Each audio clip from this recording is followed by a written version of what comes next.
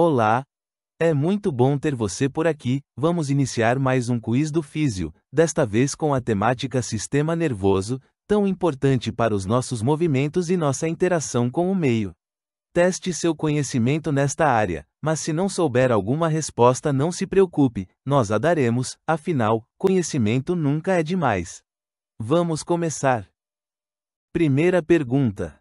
O neurônio é uma célula que possui duas partes bem distintas, o corpo e os prolongamentos. Quais os nomes dos prolongamentos dos neurônios? Axônio e glias, dendritos e raízes, axônio e dendritos, ou raízes e glias.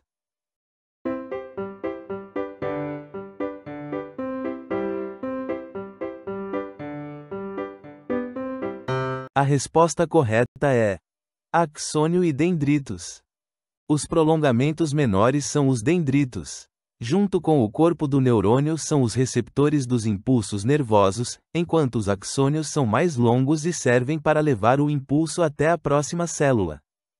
Segunda pergunta. O ponto de ligação entre os neurônios e outras células, como as musculares e as glandulares, é feita através de somatização, sinapses, mielinização ou recaptação.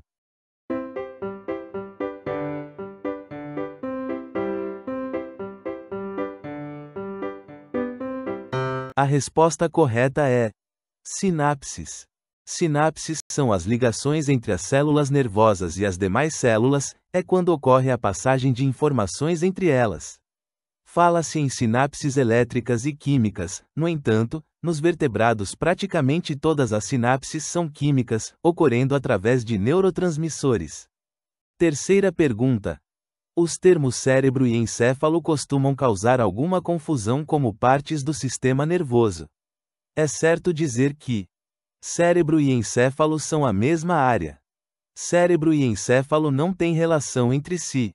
O encéfalo está dentro do cérebro. O cérebro está dentro do encéfalo.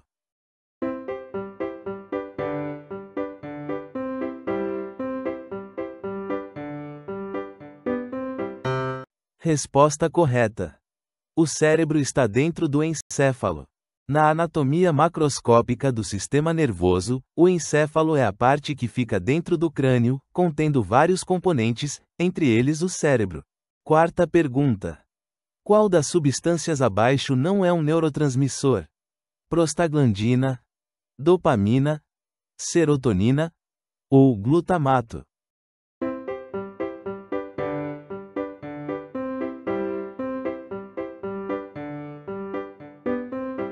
A resposta correta é prostaglandina. Glutamato, aspartato, ácido gama-butírico, dopamina, serotonina, noradrenalina, endorfina, ocitocina e substância P são os principais neurotransmissores, são os mensageiros que atuam no sistema nervoso. A prostaglandina, apesar de ser um mediador químico entre células, não é considerado um neurotransmissor. Ela possui amplas funções no corpo, estando ligada a processos inflamatórios e a dor em lesões diversas. Quinta pergunta.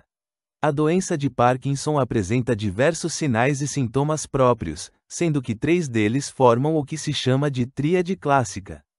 Quais são eles? Tremor, formigamento e lentidão dos movimentos, flacidez, tremor e dor, tremor, rigidez e diminuição dos movimentos, ou dor, formigamento e lentidão dos movimentos.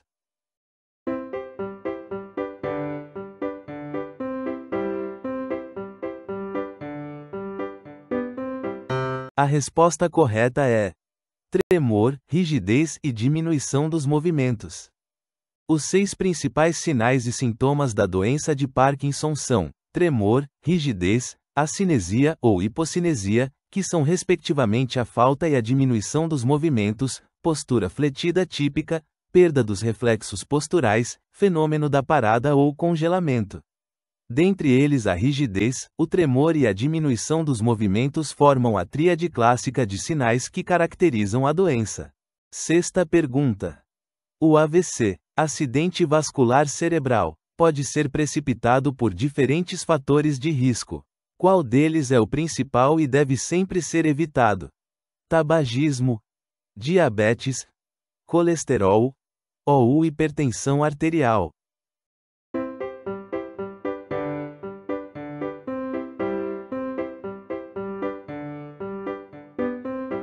A resposta correta é hipertensão arterial. Hipertensão arterial, diabetes, colesterol, tabagismo, obesidade, arritmias cardíacas, drogas ilícitas, além da idade avançada, são fatores que podem levar tanto ao AVC quanto aos infartos do coração, sendo que o principal deles é a hipertensão arterial, sendo responsável por 70 a 80% dos casos. Sétima pergunta. Doenças caracterizadas pela redução ou perda da substância que envolve e recapar os axônios dos neurônios, chamada de bainha de mielina, causam enfraquecimento dos músculos e paralisias. Qual das doenças abaixo é deste tipo?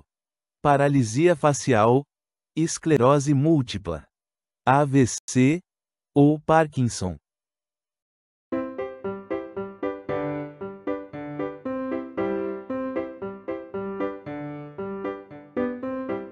A resposta correta é esclerose múltipla. A esclerose múltipla é uma doença desmielinizante, inflamatória e autoimune, tendo como característica uma evolução com surtos ou pioras e por remissões, sendo que estas nem sempre significam melhora.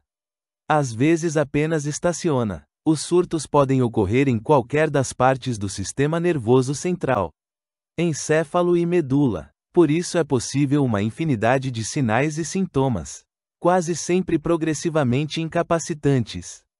Oitava pergunta. A capacidade que o sistema nervoso tem de se recuperar, em parte, após danos neurológicos é chamada de cicatrização, formação reativa, efeito colateral ou plasticidade.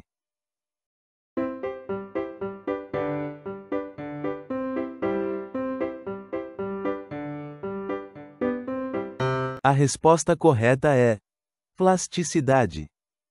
O grau de recuperação dos movimentos após uma lesão neurológica depende de fatores como a idade do paciente, o local afetado, o tamanho da lesão e a chamada plasticidade neuronal.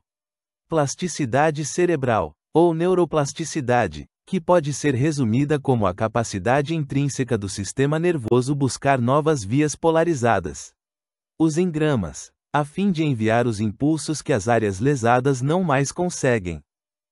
Penúltima pergunta. Os ossos do corpo possuem a capacidade de calcificação após uma fratura, menos os ossos do crânio, que não voltam a se consolidar quando quebram. Qual o motivo para isso? Proteção do cérebro? Falha da natureza? Não são ossos verdadeiros? Ou não é possível encaixá-los novamente?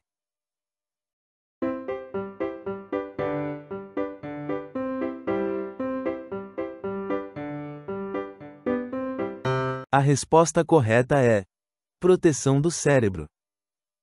O processo de cicatrização e consolidação dos ossos requer a formação de um calo ósseo de células novas em volta da fratura, aumentando bastante o diâmetro da região.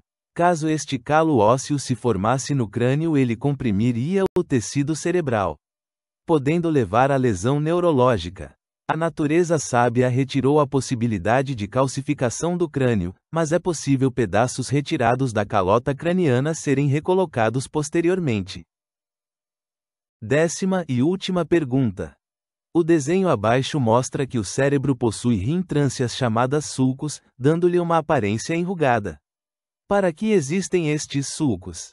Para circular o líquido cefalorraquidiano, para diminuir a pressão intracraniana, para permitir a área do tecido cerebral caber no crânio, ou para melhor acomodar os lobos uns aos outros.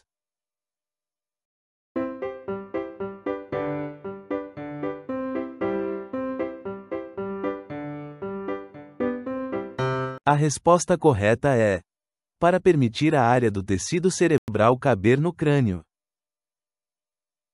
O papel dos sulcos ou dobras do cérebro é permitir que todo o tecido, principalmente o córtex cerebral, onde estão os corpos dos neurônios, caiba dentro da caixa craniana. O que não seria possível de outra forma, haja vista todo o conteúdo chegar a mais de 2.000 cm². Chegamos ao fim de mais um quiz do Físio. Se você gostou deste conteúdo, curta, comente, compartilhe e inscreva-se no canal para receber os próximos. Até lá!